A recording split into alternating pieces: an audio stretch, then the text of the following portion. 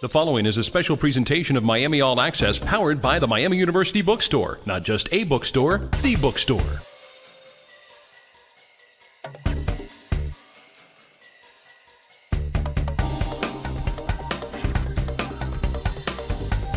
Pass intercepted. Here's Mealy walking into the zone, risking a shot. It's blocked by Merrill. Mealy to the high slot. Schilling shot went just wide. Smith with a wraparound score! And Andy Mealy, who is so good at buying himself time by pulling up along the boards, the low shot, and because Sean Hunwick is only 5'7", he has to come out. Who has an assist already tonight, leads the nation in scoring. Now with 36 helpers up ahead, a fake, a shot, and Hunwick came out to make the save, and they're going to call a goal. Well, Vogelhuber with the initial move. Hunwick stayed with them. Riley Smith followed up for the garbage. And this is going to be a play where not only does the goal count, but John Merrill is in the penalty box and will serve a minor penalty. Deflected to the corner. Smith, who has both goals, to Mealy. Mealy waits from the circle. Surveys. Fakes the shot. One-timer score! Pat Cannone! One of Pat Cannone's favorite places. He'll set up here on the power play, and Mealy, who is shown to be just a pinpoint passer, lays it right on him. And again, Sean Hunwick, he's out challenging, trying to cut down the angle, and that leaves Cannone with as their team manager. A kind, passionate, determined person, Brendan was a champion in life and embodied what the Miami Hockey Brotherhood is all about. In the words of one of Massachusetts' favorite sons, Ted Kennedy, and a favorite of Brendan's, the work goes on, the cause endures, the hope still lives, and the dream shall never die. Hockey coach Rico Blasi present members of the Burke family with commemorative Brendan Burke jerseys. Please join me in welcoming Brendan's father, Brian. Brendan's stepmother, Jennifer. Brendan's brother, Patrick. And Brendan's sister, Molly.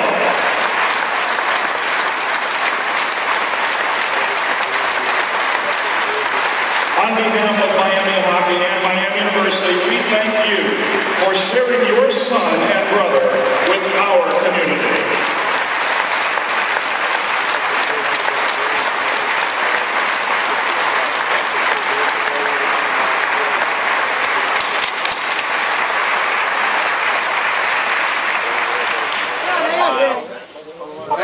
Ready? 1, 2, 3. Moving on to Miami, our college all day grand. Proud we shall never hail thee over all the land. Fight, fight, fight, all about it, now we praise thee. Sing joyfully this way. Moving on to Miami forever and a day. Cody, in the context of, the tribute today, how big was it that you played as the team played as well as you did?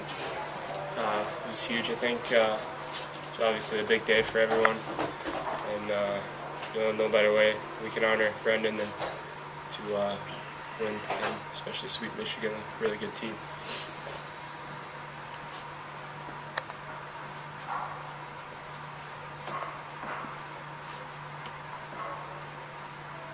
Talk a little bit about the defense. Michigan had very few shots in goal after that first period, and it looked like they were just completely. Your guys just really shut them down. Yeah, the guys did a great job in front of me all night. Laverty had a huge block there in the second on an open net when I was trying to find the puck. And, all the D-men and the forwards did a great job blocking shots. I think it's probably our best weekend we've had for block shots. And the forwards back-checked hard all night, so it kept my job to the bare minimum. Can you talk about the third period when they were taking all those penalties? How did you guys just tighten up and hold the fort? No, I mean, we work on penalty kill quite a bit in practice, so not too worried about it. We just got to stay composed. We have a veteran team, so we try not to get too rattled. Some of the penalties could have been prevented, but it's all right. Yeah, it definitely helped that last night, too. We had a great night on the penalty kill, so that's just the momentum, kept us going, and really, I don't know if we helped Reichard, but but I guess we limited a couple of shots on. Cody, you had 2 big saves 11 seconds after you guys scored your first goal, and then a diving save late in the first. So how important is it to keep the lead heading into the second?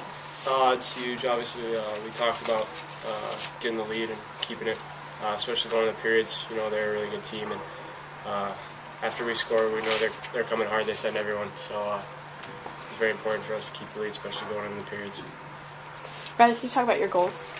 Yeah, pretty much just following up the plays. I know a lot of guys in the dressing room were pretty revved up to go after that whole ceremony at the start. I know I was getting shivers in the whole thing, and I could barely stand on my feet in the first period, so I don't know how I actually scored those 2, but I got to give all credit to Trent Volhuber and Andy Mealy just setting up plays, giving me open nets. You say you could barely stand on your feet just because it was so emotional? Yeah, maybe that or maybe my skates, I don't really know, but it seemed like I was falling everywhere out there, so it was good to get those 2 goals just to get my confidence back up. You mentioned the emotions after that ceremony. Can you elaborate on them? It's obviously emotional for everyone on the team, especially some of the older guys who were with them for a lot longer than I was. But you pretty much feel it in the dressing room before we went out there, and there was one idea on everyone's mind and do it for Berkey tonight. So. You want to talk about the game a little bit? General thoughts? Yeah, I thought obviously an emotional night for our team and our program, and I thought our guys came out with the right frame of mind, focus to get the job done. And I thought that everybody played their role and what we expect from them night in, night out. Cody had some big saves, especially right after you guys first went ahead. So how important is it for him to get those and keep the lead heading into the second?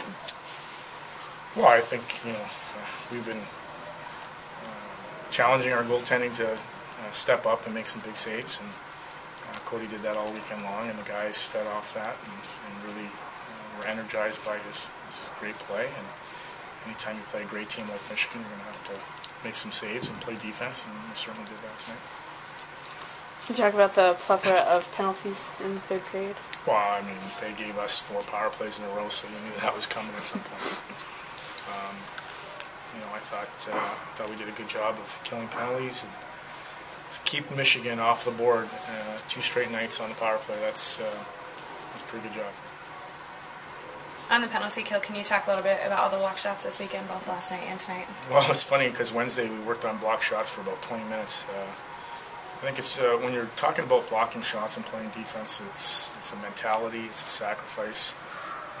There's really no skill involved in it, and it's just a matter of wanting to do it for the guy next to you. And it's something that our program has prided itself on over the years, and we certainly did that this weekend. Can you talk about the emotional aspect of today's game? Well, it was a tough time a year ago, knowing that one of our guys passed away, car accident, and to relive some of those memories obviously are painful. The Burke family was great, being here all weekend, and I think we tried to honor Brendan as best we could. He's probably deserving of a lot more, but hopefully the win and what we did for him and just keeping him in our hearts and keeping his message moving forward, I think is very important. It's about acceptance and learning to live in a society where you can accept any color, any sexuality, anything that is any different than you, and not judging anybody. So hopefully we can continue to carry that message forward. And can you talk about the importance of these 2 games and getting all the points that you did? You don't need me to tell you how important those games are. They speak for themselves, and obviously in the standings, and it's huge for us to come away with 2 wins. Now we got to focus on trying to be better tomorrow and better the next day, and get ready for our next series.